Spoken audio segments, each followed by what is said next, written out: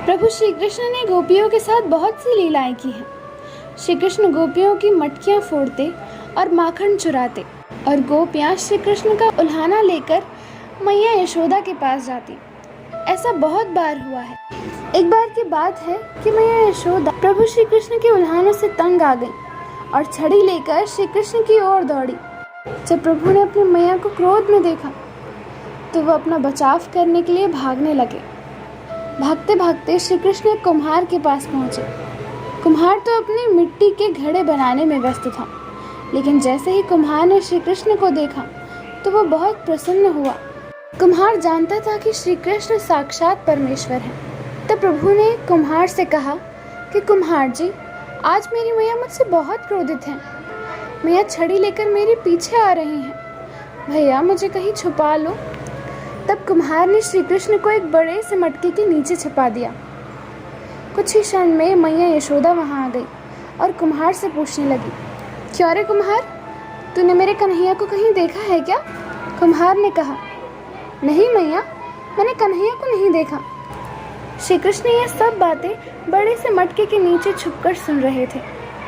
मैया तो वहां से चली गई। अब प्रभु श्री कृष्ण कुम्हार से कहते हैं, कुम्हार जी, यदि मैया चली गई तो मुझे इस मटके से बाहर निकालो। कुम्हार बोला, ऐसे नहीं प्रभु जी, पहले मुझे 84 लाख योनियों के बंधनों से मुक्त करने का वचन दो। भगवान मुस्कुराए और कहा, ठीक है, मैं तुम्हें 84 लाख योनियों के बंधनों से मुक्त करने का वचन देता हूँ। अब तुम मुझे बाहर निकाल दो। कुम्हार कहने लगा, मुझे अकेले नहीं प्रभु जी, मेरे परिवार के सभी लोगों को भी 84 लाख योनियों के बंधनों से मुक्त करने का वचन दो, तभी मैं आपको घड़े से निकालूंगा। प्रभु जी कहते हैं, चलो ठीक है, उनको भी मैं 84 लाख योनियों के बंधनों से मुक्त करने का वचन देता हूँ।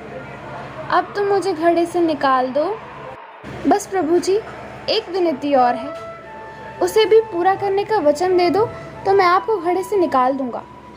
भगवान बोले, वो भी बता दें, क्या कहना चाहते हैं? कुम्हार कहने लगा, प्रभु जी, जिस घड़े के नीचे आप छुपे हो उसकी मिट्टी मेरे बैल के ऊपर लद कर आई है।